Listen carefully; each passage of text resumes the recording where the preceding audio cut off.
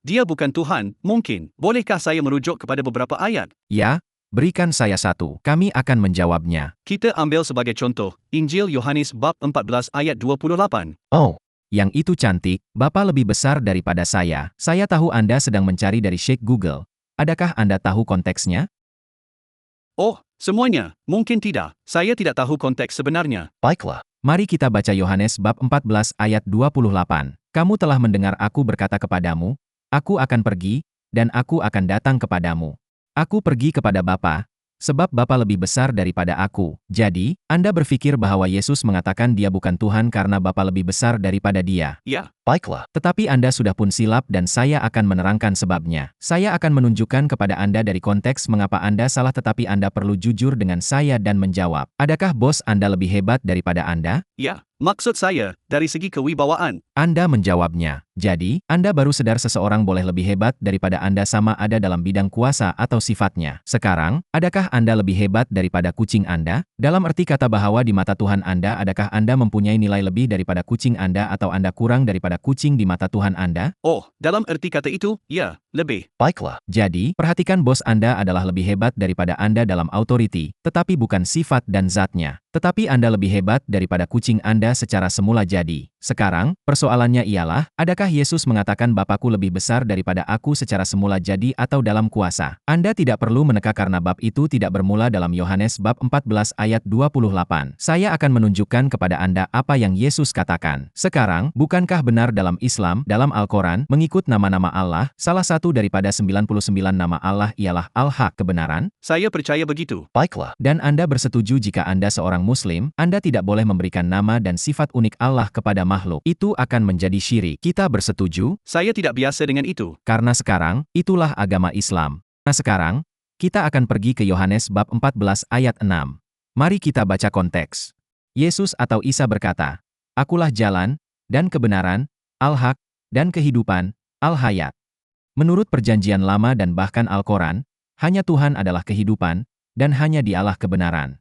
Inilah sebabnya mengapa Anda tidak akan menemui mana-mana dalam Al-Quran Anda di mana sesiapa selain Allah disebutkan sebagai kebenaran atau kehidupan. Jadi, di sini Yesus berkata, Akulah kebenaran dan hidup.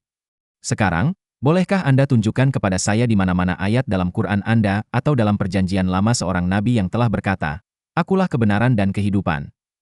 Mungkin tidak boleh. Anda tidak boleh karena tiada nabi yang pernah mengatakannya. Jadi, nomor 1, hanya Yesus yang menuntut sifat-sifat dan nama-nama Allah. Akulah kebenaran dan kehidupan. Dia tidak berkata, saya akan mendedahkan kebenaran. Tidak, tetapi, saya adalah kebenaran, atau, saya akan menunjukkan kepada kehidupan. Nomor 2, Anda akan bersetuju karena kita mempunyai persamaan dalam hal ini. Anda harus berdoa dan sembah kepada Allah dan Allah sahaja yang akan menjawab doa. Bukan? Ya. Baiklah. Pergi ke Yohanes bab 14 ayat 13 dan 14. Sekarang, lihat di sini. Ini adalah Yesus, bab yang sama, apa saja yang kamu minta dalam namaku, itu akan kulakukan, supaya Bapa dipermuliakan di dalam Putra. Jika kamu meminta sesuatu kepadaku atas namaku, aku akan melakukannya. Yesus berkata dia akan berada di syurga, kemudian Anda akan berdoa kepadanya dalam kuasanya, dan dia dari syurga akan menjawab doa Anda.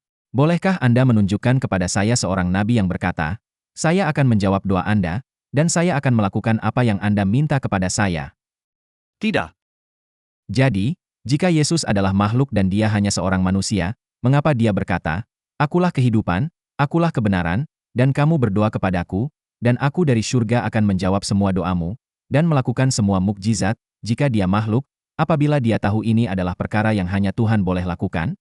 Saya rasa saya faham maksud Anda, tetapi... Satu lagi, dan kemudian saya akan membenarkan Anda bertanya soalan seterusnya. Yohanes bab 14 ayat 23. Tengok di sini. Sekarang, Yesus berkata dia setara dengan Bapa. Yohanes pasal 14 ayat 23, Yesus menjawabnya, Barang siapa mengasihi aku, ia akan menuruti firmanku, dan Bapakku akan mengasihi dia, dan kami, dalam bentuk jamak, aku dan Bapa, akan datang kepadanya dan mendiami di rumah kami. Saya dan Bapa akan tinggal bersama semua orang beriman pada masa yang sama. Sekarang, bolehkah makhluk berkata sesiapa yang mencintai saya dan mentaati saya akan hidup bersama mereka semua pada masa yang sama? Bolehkah Nabi Muhammad berkata demikian? Saya akan hidup bersama-sama. Ya, itulah yang dikatakan.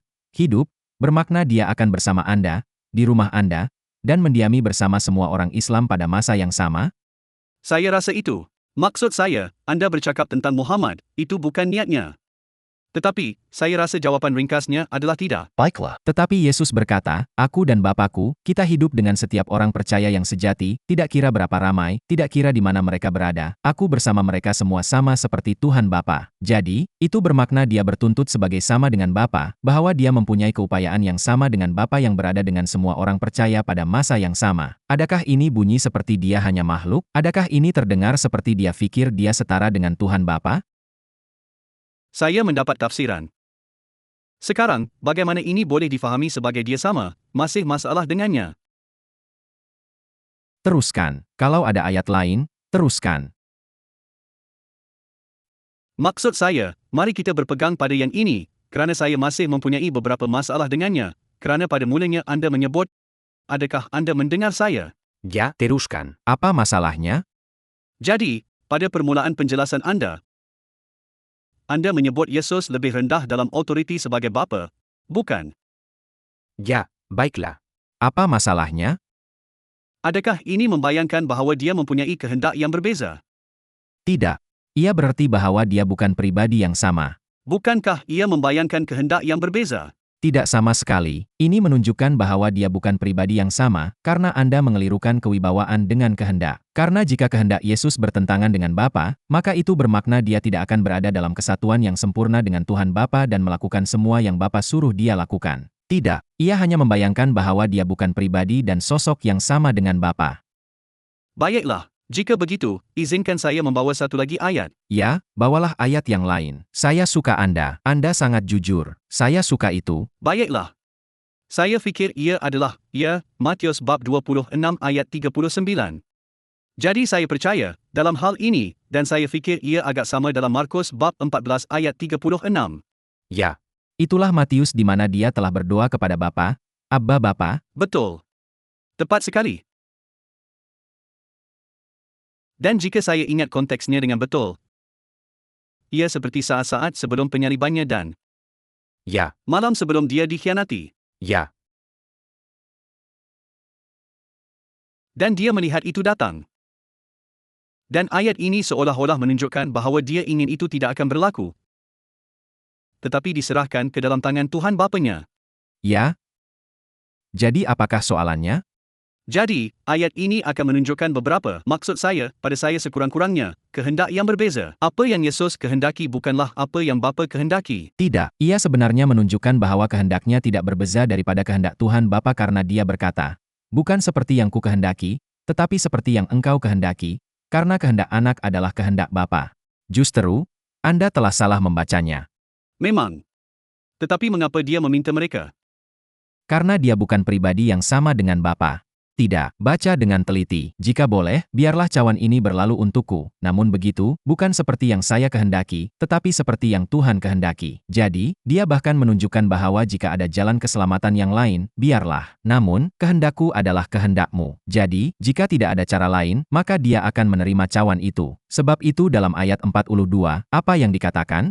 Dia pergi dan berdoa, "Bapakku, jika ini tidak dapat berlalu kecuali aku meminumnya, jadilah kehendakmu." Itu sebenarnya menunjukkan kepada Anda bahwa kehendaknya adalah sama dengan kehendak Bapa, karena itulah yang dia telah mematuhinya. Jadi, dia memohon sama ada dalam kehendak Bapa untuk cawan ini berlalu. Jika tidak, kehendak Tuhan Bapanya akan dilaksanakan. Karena kehendak anak adalah sejalur dengan kehendak Bapa. Dia datang untuk melakukan apa yang diperkenankan Bapa kepadanya.